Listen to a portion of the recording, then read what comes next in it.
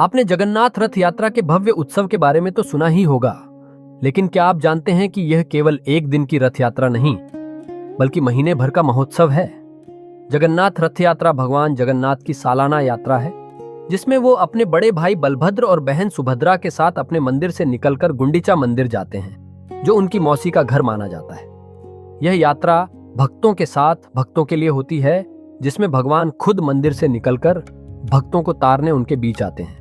इस साल जगन्नाथ रथ यात्रा का आयोजन 16 जुलाई को होगा, लेकिन इसकी तैयारी तो हफ्तों पहले अक्षय तृतीया से ही शुरू हो जाती है, जब भगवानों के रथ बनाने का काम शुरू होता है। 3 रथ बनाए जाते हैं। भगवान बलभद्र का 14 पहिए वाला तालध्वज, देवी सुभद्रा का 12 पहिए वाला दर्पदलन और भगवान जगन्नाथ का 16 पहिए वाला नंदी घोष।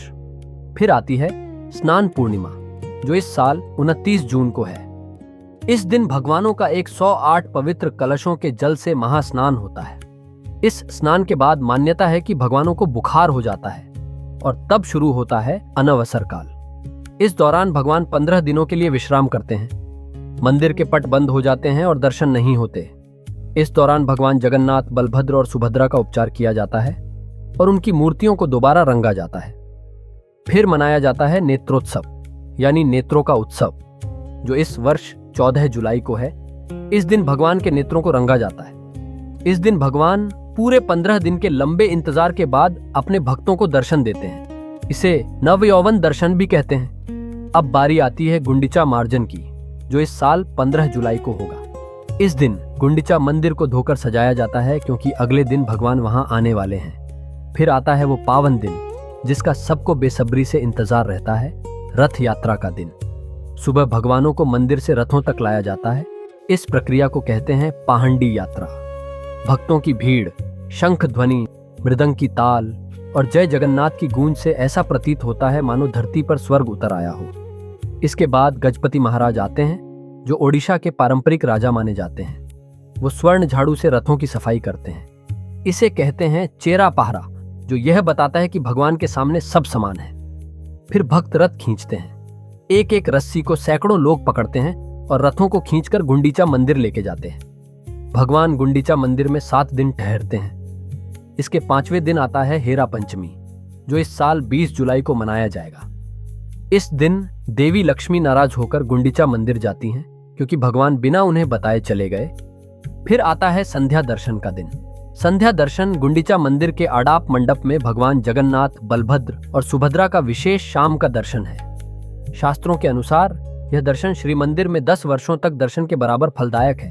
यह एक अत्यंत दुर्लभ और पुण्यदायक अवसर है। इस साल यह दर्शन 23 जुलाई को होंगे। 9वें दिन यानी 24 जुलाई को होगी बहुड़ा यात्रा, जिसमें भगवानों की वापसी होती है, जब वे गुंडीचा मंदिर से फिर से जगन्नाथ मंदिर की ओर लौटते हैं। रास्ते में रथ मौसीमा मंदिर पर रुकते हैं, जहां भगवान को उनका प्रिय व्यंजन पोड़ा पीठा अर्पित किया जाता है। बहुड़ा यात्रा के अगले दिन भगवान अपने रथों पर ही सोने के आभूषणों और अस्त्र शस्त्रों से सुसज्जित दर्शन देते हैं। इस भव्य श्रृंगार को सुनाबेश कहा जाता है। अगले दिन अधारपान अनुष्ठान किया जाता है, जिसमें भगवानों को दूध, पनीर, गुड़, केला, इलायची इत्यादि से बना विशेष पवित्र पेय बड़े मिट्टी के घड़ों में अर्पित किया जाता है। अर्पण के बाद इन घड़ों को तोड़ दिया जाता है। यह अहंकार के विसर्जन और ईश्वरीय कृपा के समान वितरण का प्रतीक है।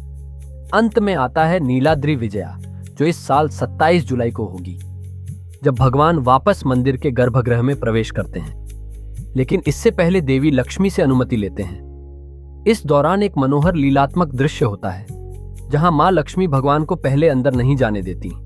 तब भगवान उन्हें रसगुल्ला भेंट कर मनाते हैं। तो क्या इस बार आप रथ यात्रा में हिस्सा ले रहे हैं? अगर आप किसी वजह से नहीं जा सकते हैं, तो भी मन से जुड़िए, क्योंकि रथ यात्रा सिर्फ देखने की चीज नहीं, बल्कि महसूस करने का भी पर्व है। जय जगन्नाथ।